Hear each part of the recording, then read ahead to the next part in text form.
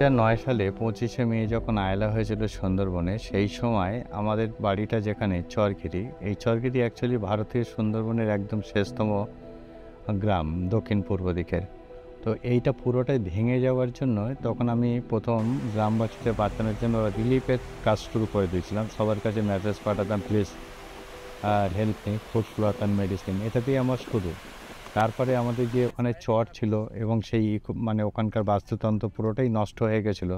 তো সেই চরে আমি প্রথম আর কি ম্যানগ্রোভ প্ল্যান্টেশন করার একটা চিন্তাভাবনা করি এবং সেটা থেকেই আমাদের জার্নিটা শুরু। আর এখনও পর্যন্ত 2009 সালের মে মাস থেকেই আমাদের কাজটা শুরু হয়েছে। এখন 2024 সাল পর্যন্ত আমরা মোট 8,37,000 ম্যানগ্রোভ প্ল্যান্টেশন করা হয়েছে। সম্প্রতি আমরা দেখতে পেয়েছি সুন্দরবন অঞ্চলে ম্যানগ্রোভের ডিগ্রেডেশন রেট প্রচুর, মানে এতটাই র্যাপিডলি বেড়েছে। সুতরাং আমরা যদি কনজারভেশন রেটটাকে না বাড়াই তাহলে কিন্তু ইকুইলিব্রিয়ামে আসতে পারবো না এবং এনভায়রনমেন্টকে আমরা কন্ট্রোল করতে পারবো না। সমুদ্রের দিক থেকে ম্যানগ্রোভ ধ্বংস হবে, আর ল্যান্ডওয়ার সাইড থেকে আমাদেরকে ম্যানগ্রোভ প্ল্যান্টেশন এবং যে এক্সিস্টিং ম্যানগ্রোভের কনজারভেশন, এই দুটো চালিয়ে যেতে হবে। আসলে এই সাইক্লোনগুলো যখন দেখা যাচ্ছে বে অফ বেঙ্গলে তৈরি হয়, তৈরি হওয়ার পরে দেখা যাচ্ছে বেশিরভাগ ক্ষেত্রেই আমাদের উড়িষ্যায় এবং পশ্চিমবঙ্গের সুন্দরবন এবং বাংলাদেশের উপকূল দিয়ে চলে যায়।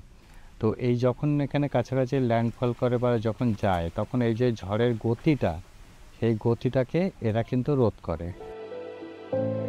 মানে যে শুধু প্লান্টেশন করেই গেলাম, তার সঙ্গে পরিচর্যাটা কিন্তু আমাদের কাছে খুব গুরুত্বপূর্ণ। এই জন্য দরকার জনগণের মধ্যে একটা অ্যাওয়ারনেস নিয়ে আসা, এবং সেই অ্যাওয়ারনেসের জন্যই কিন্তু আমরা ম্যানগ্রোভ আর্মি তৈরি করেছি।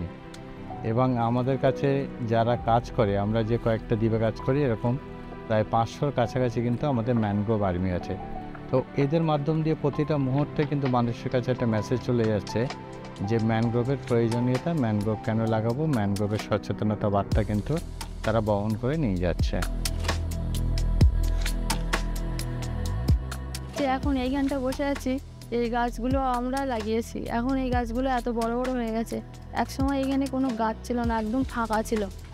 আর গাছ লাগিয়েছি, এখন আরও লাগাচ্ছি। আর এইগুলো আগে লাগিয়েছিলাম, সেই গাছগুলোই বড় হয়েছে।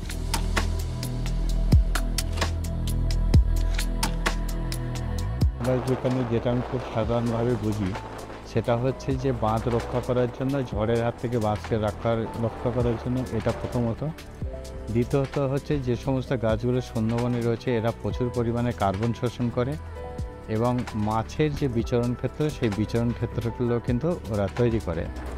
তাই বাঁধ রক্ষা এবং সয়েল ইরোশন থেকে রক্ষা করা, ঝড়ের হাত থেকে রক্ষা করা এবং কার্বন শোষণ করা, প্রত্যেকটা ক্ষেত্রেই কিন্তু খুব গুরুত্বপূর্ণ ভূমিকা রয়েছে।